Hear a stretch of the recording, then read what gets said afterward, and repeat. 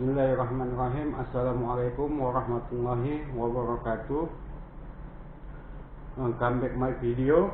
Masih berbicara membahas hukum tentang perbuatan pencurian dengan mengganti kerugian korban. Terkait tema kita tersebut, karena kembali pertanyaan teman di grup media sosial yang bertanya seperti ini: apakah proses hukum akan tetap berjalan ketika perbuatan pencurian telah mengganti kerugian korban? Sebelum kita lanjut ke pembahasan, seperti biasa, izin berpendapat, koreksi bila salah kepada praktisi, kepada ahli, dan juga master. Masuk kita ke pembahasan. Menurut pasal 362 KUHP, pencurian adalah suatu perbuatan atau tindakan mengambil barang sesuatu yang seluruhnya atau sebagian kepunyaan orang lain dengan maksud untuk dimiliki secara melawan hukum.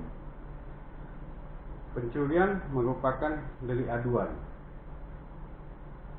Karena perbuatan atau tindakan pencurian merupakan delik aduan, maka ada dua alternatif penyelesaian perbuatan atau tindakan pencurian dengan mengganti kerugian korban. Yang pertama, penyelesaian dengan cara non-litigasi atau di luar pengadilan. Yang kedua, penyelesaian dengan cara litigasi atau di dalam pengadilan.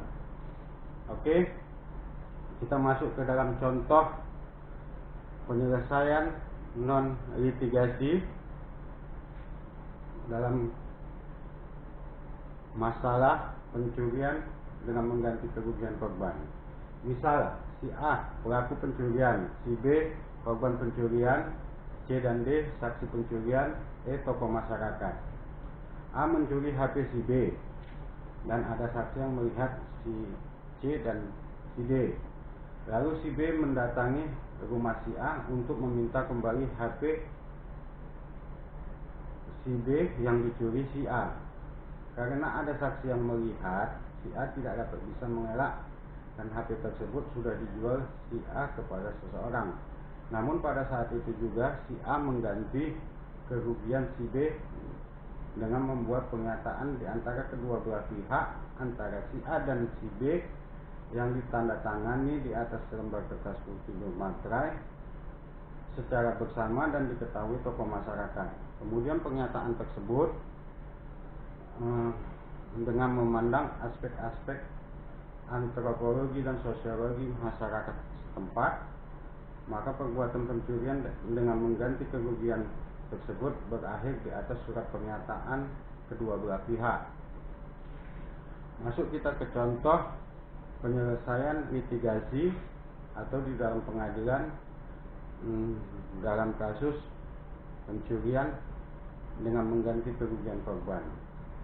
Nah, misalnya si A pelaku pencurian seperti tadi, si B korban pencurian, C dan D saksi pencurian, si E tokoh masyarakat. Si A mencuri HP si B dan ada saksi yang melihat si C dan si D. Lalu si A mendatangi rumah lalu si B mendatangi rumah si A untuk meminta kembali HP si B yang dicuri si A. Karena ada yang saksi melihatnya, si A tidak bisa mengelak dan HP tersebut sudah dijual kepada seseorang. Namun dalam kasus ini si B telah melaporkan perbuatan yang dilakukan si A kepada pihak yang berwajib. Lalu si A mengganti kerugian si B, maka proses hukum tetap berjalan. Di sini etika baik mengganti kerugian korban atas pencurian tidak menghapus pidana, namun hanya meringankan masa hukuman. Kesimpulan, perbuatan pencurian dengan mengganti kerugian korban dapat diselesaikan dengan dua cara.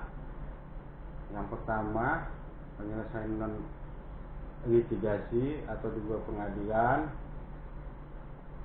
Yang kedua, penyelesaian litigasi di dalam pengadilan. Penyelesaian non litigasi di luar pengadilan akan berakhir di surat pernyataan dengan memandang aspek-aspek antropologi dan sosiologi masyarakat setempat.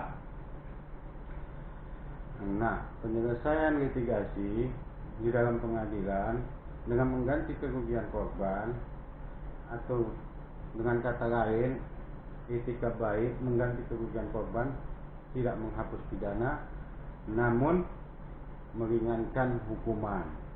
Sekian video dari saya, semoga bermanfaat. Thank you for watching. Next video. Assalamualaikum warahmatullahi wabarakatuh.